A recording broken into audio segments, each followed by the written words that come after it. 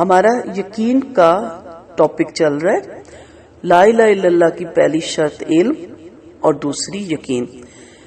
یقین میں ہم نے دیکھا کہ اس یقین کو انسان کیسے حاصل کرے اور اس میں ہم نے 5 پوائنٹ ڈسکس کیے. آگے بڑھتے ہیں. لا الہ الا اللہ میں جو حقائق بیان ہوتے ہیں وہ ہے ہی کچھ ایسے کہ یقین پیدا کیے بغیر وہ بے معنی رہتے ہیں. اس کلمے کو محض جان لینا فائدہ مند ہے اور نہ کسی مسئلے کا حل. بندگی بنیادی طور پر ایک دل کا عمل ہے. یہ آپ سے کیا ڈیمانڈ کرتا ہے لا الہ الا اللہ؟ الہ وہ ہے جس کو آدمی ٹوٹ کر چاہے اور اس کی چاہت اور طلب اس کے روئیں روئیں میں اتری ہو. کیا یہ محبت، کیا یہ دلچسپی، کیا یہ چاہت، کیا یہ طلب ہمارے اندر ہے؟ کیا اللہ کا نام آتے ہی ہمارا روحاں روحاں کانپ اٹھتا ہے اس کی محبت میں، اس کی چاہت میں؟ پھر نمبر 2، الہ وہ ہے جس کی عظمت اور سطوت کا آدمی خوف کھائے. اس کی کبریائی، اس کی بڑائی، اس کی عظمتیں. پھر الہ وہ ہے جس کی خشیت انسان کے دل میں بیٹھی ہو. خاشع عین جو ہوتا ہے نا، خاشع، کسی بزرگ کی بزرگی کا احترام آ جاتا ہے نا اس میں، خشیت. الہ وہ ہے جس کی بڑائی اور کبریائی کی انسان کے دل پر دھاک بیٹھی ہو. الہ وہ ہے جس سے آدمی امید رکھے اور تب بھی امید رکھے جب ہر کسی سے نا امید ہو جائے. الہ وہ ہے جس پر آدمی سہارا کرے اور اسی کے سہارے جیے اور اسی کو اپنے لیے نہایت کافی جانے. الہ وہ ہے جس سے آدمی مانگ کر کھائے اور مانگ کر پیے، جس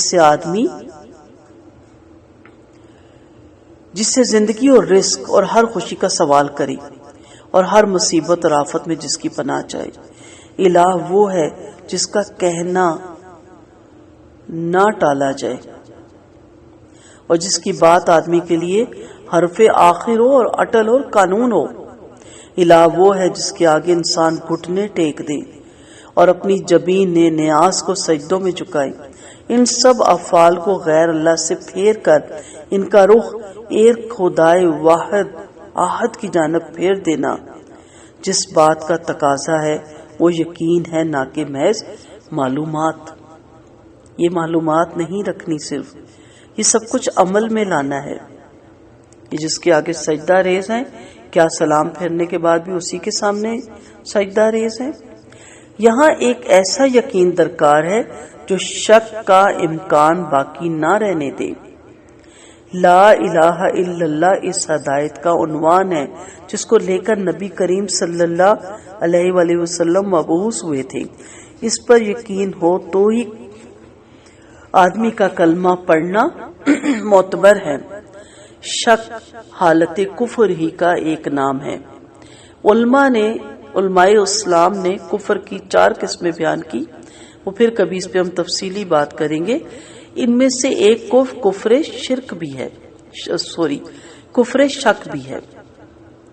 یعنی چاہے آدمی نبی کریم صلی اللہ علیہ وسلم کے لائے ہوئے دین کو صاف جھٹلاتا نہ ہو اور اگرچہ وہ نبی کریم صلی اللہ علیہ وسلم کے لائے ہوئے حق کو سراہتا بھی ہو، مگر وہ آپ صلی اللہ علیہ وسلم کی لائی ہوئی ہدایت کی بابت دل میں کچھ شک رکھتا ہو تو وہ حالت کفر سے باہر نہیں ہے.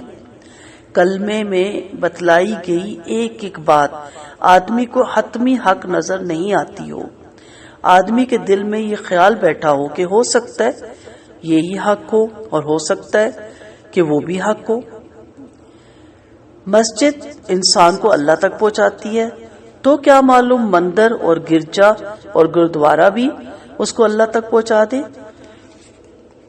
آپ نے دیکھا اس طرح کی باتیں آج کل ہمارے ہاں بہت عام ہیں. رام کو یا جو بھی اس طرح کے کہتے ہیں ہے تو خدا ہی ہے. پھر اسی طرح محمد صلی اللہ علیہ وسلم کے طریقے پر اللہ کو پوجنا صحیح ہے تو کیا مطلب، کیا معلوم پوپ اور برہنہ اور گیانی اور صوفی ان سب کی بھی بات ماننا یہ بھی اللہ ہی تک پہنچاتا ہو. ہو سکتا ہے ان کے طریقے سے عبادت کرنا بھی کچھ ایسا باطل نہ ہو، اسی لیے تو پھر بہت سے فرقے، جماعتیں اور طریقے ایجاد ہوتے ہیں. ٹھیک ہے، آپ نے سمجھ گئے ہوں گے میری بات، میں کیا بتانا چاہ رہی ہوں کہ عبادت کا تو ایک ہی طریقہ ہے جو اللہ کے رسول نے قرآن و سنت کے مطابق بتا دیا، لیکن یہ بات کے طریقے کہاں سے آئے جو دیکھ کے انسان سر پکڑ کے بیٹھ جاتا ہے. ایسا آدمی خواہ جتنا مرضی کلمہ پڑھتا ہو، اس کا کلمہ پڑھنا معتبر ہرگز نہیں. کلمے کی دوسری شرط کا مطلب ہی یہ ہے کہ آدمی اس بابت کوئی شک و شبہ نہ رکھے کہ الہ واحد کے سوا کسی کو پوجنا اور پکارنا قطعی ہلاکت کا باعث ہے. اس میں جو شخص کوئی شک رکھتا ہے یا جو شخص باطل ادیان اور عقائد کے حاملین کے ساتھ رواداری کے مذاہب کو فروغ دینے کے لیے اس حقیقت کو مشکوک ٹھہراتا ہے، تو خواہ وہ کتنا ہی بڑا نمازی اور خواہ وہ کتنا ہی اسلام کے اعمال کرتا ہو، مسلمان بہرحال نہیں، کیونکہ اس کا کلمہ پڑھنا ہی علماء عقیدہ کی نظر میں ابھی معتبر نہیں. اس بابت ادنا ترین شک نہ رکھنا کہ لا الہ الا اللہ سے متصادم راستے نیرے جہنم کے راستے ہیں، اور اس بابت ذرا بھر تعامل نہ رکھنا کہ خدا کے سوا پوجی جانے والی ہستیاں وہ بت ہیں جو پاش پاش ہونے چاہیے، کلمے کی باقاعدہ شرط ہے. اس کے بغیر آدمی مسلمان کیسے ہو سکتا ہے؟ قرآن مجید میں سورۃ حجرات میں اللہ تعالیٰ فرماتے ہیں، حقیقت میں تو مومن وہ ہے جو اللہ اور اس کے رسول صلی اللہ علیہ وسلم پر ایمان لائے، پھر انہوں نے کوئی شک نہ کیا اور اپنی جانوں اور اپنے مالوں سے اللہ کی راہ میں جہاد کرنے لگے، یہی سچے لوگ ہیں. چنانچہ یہاں اللہ تعالیٰ نے ان کے اللہ اور رسول پر ایمان لانے کو اس بات سے مشروط کیا کہ وہ اس میں کسی شک یا شبے کا شکار نہ ہو.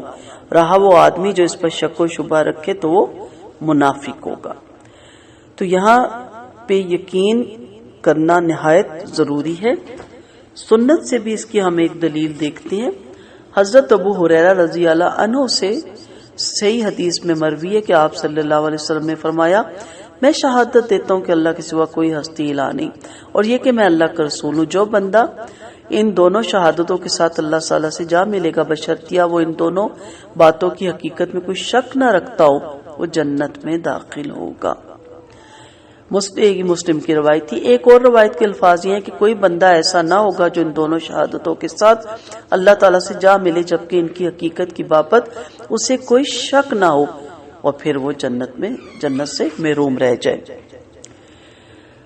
بشرطیہ وہ ان دونوں باتوں کی حقیقت میں کوئی شک نہ رکھتا ہو.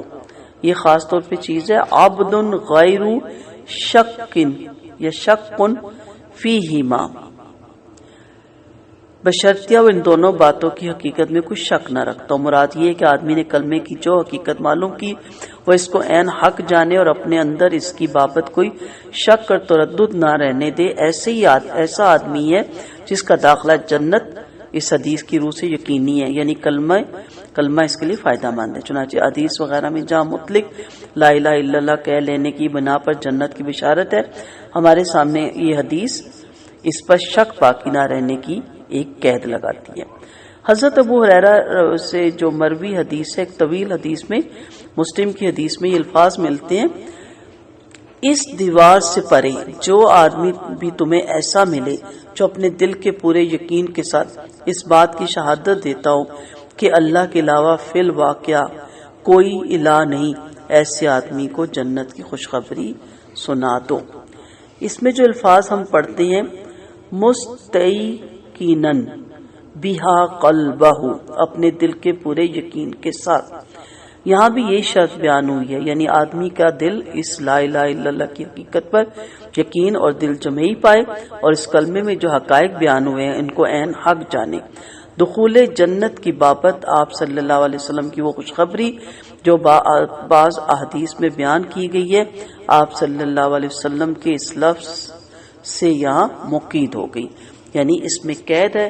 اگر آپ کا یقین ہے تو پھر یہ حدیث من دخل جنہ، یعنی جس نے کہا لا الہ الا اللہ وہ جنت میں داخل ہو گیا، یہ اس کے لیے لیکن جو پہلی شرط اور دوسری شرط، ابھی تو 7 شرطیں ہیں، ابھی تو 2 پڑھی ہیں، اس پہ پورا نہیں اترتا تو پھر وہ جان لے کہ یہ کلمہ اس کا معتبر نہیں ہے۔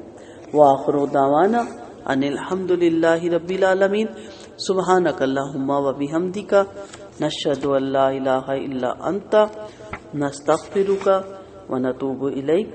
السلام علیکم ورحمۃ اللہ وبرکاتہ۔